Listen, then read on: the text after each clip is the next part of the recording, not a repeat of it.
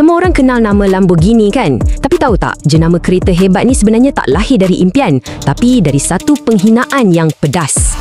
Jadi bersiap sedia sebab kita akan selami kisah di sebalik salah satu perseteruan paling legenda dalam dunia automotif. Nampak macam langit dengan bumi kan? Traktor dengan supercar. Tapi jawapannya ada dalam satu kisah tentang ego, kebanggaan dan boleh kata dendam yang paling berbaloi dalam sejarah.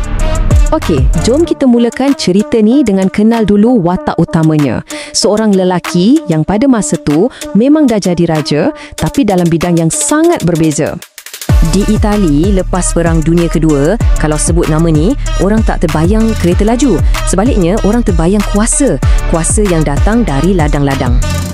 Dia ni bukan calon-calon orang tau. Dia seorang jutawan yang bina empire dia sendiri dari kosong.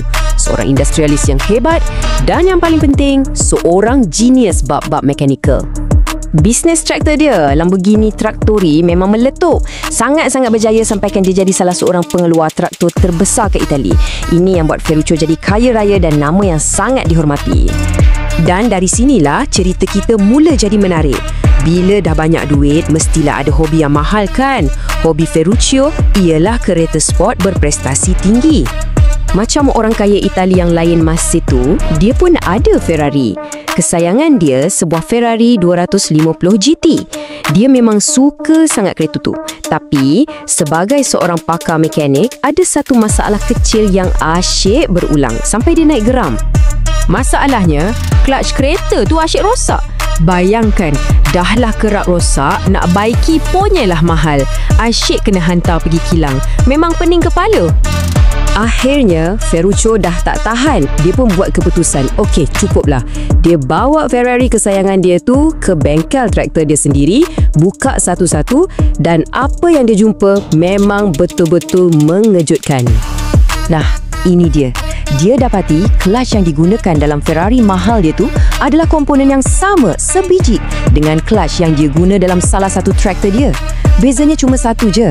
Harga yang Ferrari letak melambung tinggi. So, bila dah tahu benda ni, Ferruccio pun pergilah jumpa pengasas Ferrari sendiri, Tuan Enzo Ferrari. Niat dia baik tau, dia bukan nak cari gaduh. Dia cuma nak bagi cadangan yang membina. Dia jumpa Enzo bukan sebagai pesaing, tapi sebagai rakan dalam industri.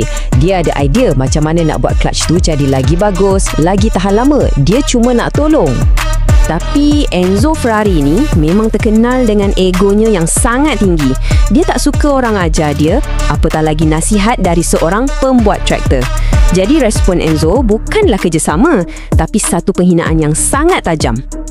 Dan inilah dia, ayat yang mengubah segalanya. Satu ayat yang pedas dan sombong yang bakal mencetuskan satu revolusi dalam dunia automotif. Penghinaan tu, macam curah minyak atas api. Rasa kecewa Ferruccio terus bertukar menjadi satu misi baru yang penuh dengan semangat. Dia pulang ke kilangnya bukan dengan rasa kalah, tapi dengan satu azam yang membara. Satu ikrar untuk buktikan yang dia, si pembuat traktor ni, boleh bina kereta yang lebih hebat daripada Ferrari. Dan anda tengoklah betapa pantasnya dia bertindak. Dalam masa tak sampai setahun, daripada kena hina, dia tubuhkan syarikat kereta dari kosong dan terus lancarkan modal pertama dia. Sangat-sangat luar biasa. Jadi, detik konflik tu bukan sekadar mencipta sebuah kereta tau. Ia telah melahirkan sebuah legenda dan seorang pesaing abadi kepada Ferrari. Sampai hari ini, dua-dua jenama ni berdiri megah sebagai gergasi otomotif. Selamanya terikat dengan satu kisah asal-usul yang lahir dari pertembungan dua ego yang sangat besar. Hebat kan bila kita fikir balik? Satu cerita yang bermula sebab nak baiki clutch yang rosak, berakhir dengan lahirnya sebuah ikon supercar. Ini betul-betul satu peringatan yang inovasi terhebat boleh datang dari tempat yang kita tak sangka-sangka. Dan ini pengajaran paling besar dari kisah ni. Ia buat kita terfikir kan, berapa banyak benda hebat kat dunia ni wujud semata-mata sebab ada orang cakap kau tak boleh buat. Ternyata sedikit rasa tercabar dan maruah boleh jadi bahan api terkuat untuk mencipta sesuatu yang luar biasa. Nak tengok lebih banyak video menarik dan mind-blowing? Jom ke channel YouTube Wow Mind Blowing dan jangan lupa subscribe, okay? Love you guys!